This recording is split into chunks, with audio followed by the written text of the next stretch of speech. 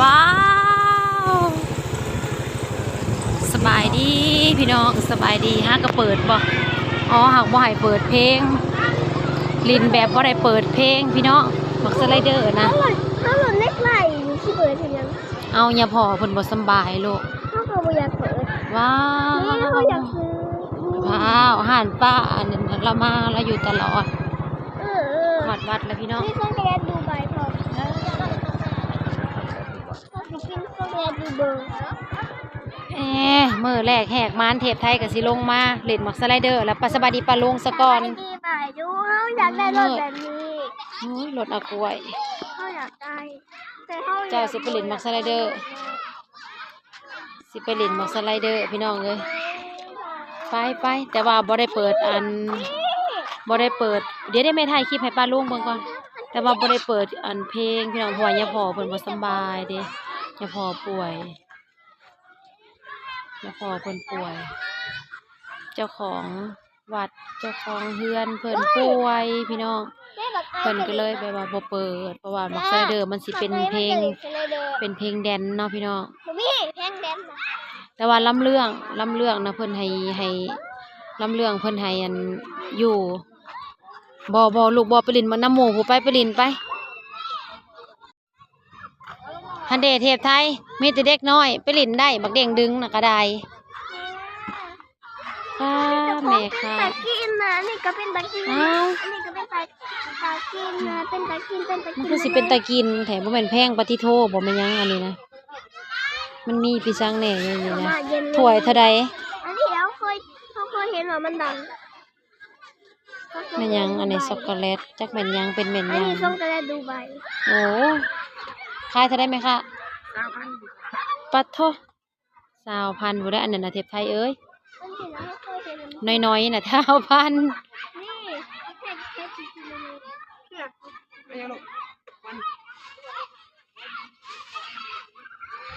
แม่นี่ยังบ่ทันเราขึ้นเอาเงินสำเทพไทย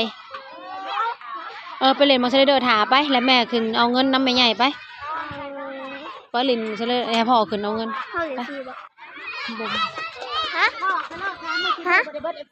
ไปสิไปเล่นมักสไลเดอร์กันไปมีเงิน20,000ได้แขกกระปุกออมสินมาเอาอย่างนี่สิกินอยู่บ่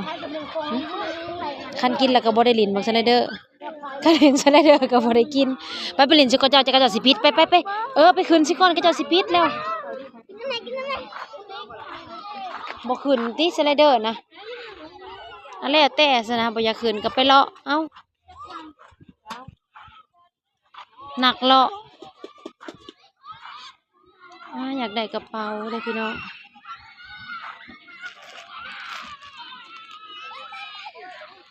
กระเป๋าใหญ่บุญแต่ว่าเฮาสิบ่ได้อันนี้พี่น้องสิบ่ได้เปิดดังบ่ได้เปิดมักสไลเดอร์ก็สิบ่ม่วนปานใดเนาะเทพไทยเนาะก็บ่คือมักสไลเดอร์ปานใดเนาะมีเสียงเพลงเนาะงามได้หาดไหมคะกระดังไอเทพไทยเพิ่นอยากพี่น้อง20,000บ่แน่เงินบาทเท่าไรแม่คะ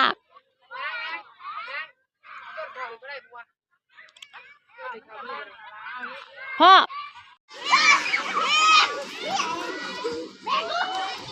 เด็กน้อยเขาก็ลินแบบบ่มีเสียงเพลงพี่น้องมื้อนี้นะ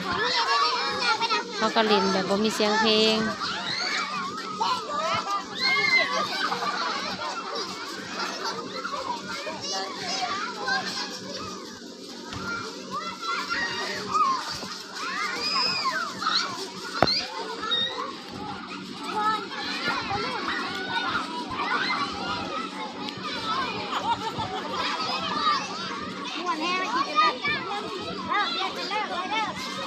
ม่วนแห้งมื้อนี้คือแบบบ่ได้เปิดบ่ได้ย่าพ่อเพิ่นบ่สบายย่าพ่อป่วย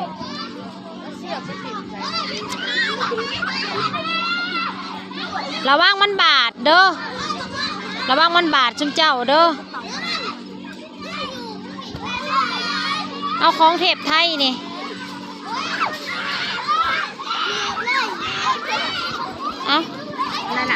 เทพไทย20,000 คนที่เพิ่นขึ้นมา ขึ้นน่ะบ่ได้เอายังอันเดน่ะยังบ่ทันได้ยังนั่นน่ะขึ้นบางอย่าง กะปิบะ บ่ได้สิเอาอยู่บ่แนวผายนะ มีเพิ่นบ่มีเนาะอะลูก คล้องไว้อีสิเฮียของเพิ่น บ่มีรอบดอก จนเท่าเลิกเท่าหิวนอนพุ่นแหละโอ้ยเมียวก็ลงมาแนนก็ลงมาน้องการก็ลงมาลินดีๆนะลูกระวังเจ็บ ทำสินั่นไอ้ช็อกโกแลตดูใบก็มี มีหั่นแหละแพงแม่ไปถามราคามาแล้วมีแต่30 35 40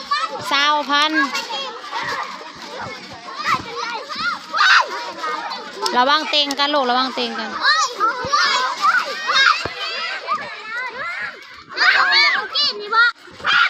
มาของย่านี่แหละอย่าเต็งกันนะลูกอย่าเต็งกันเด้ออยู่ไผอยู่มันลูกบ่เต็งกัน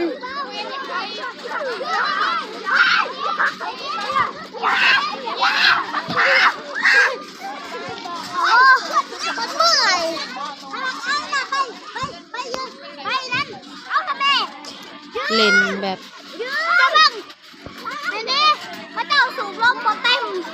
เอ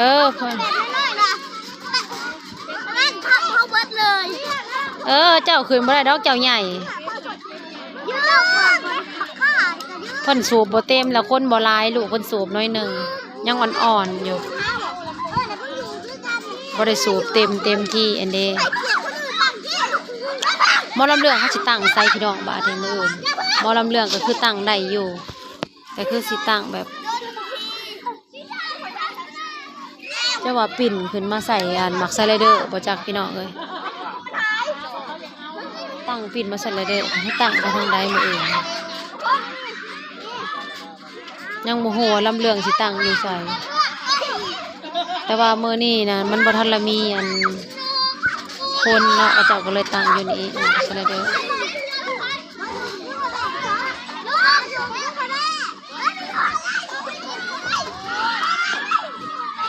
สันสิมวน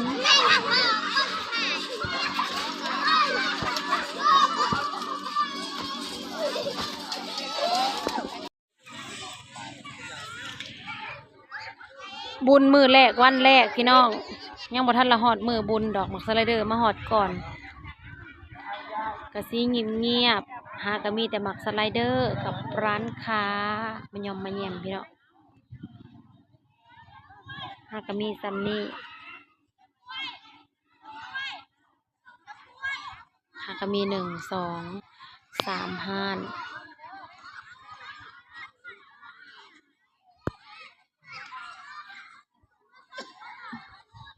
เพราะว่าบุญบ้านสาวสุวรรณีก็จะเป็นวันที่9วันที่10วันที่8ที่8ที่9บุญวันที่9พี่น้องมื้ออื่นนี่ก็วันที่8เนาะ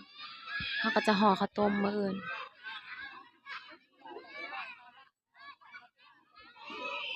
จะเป็นวันที่9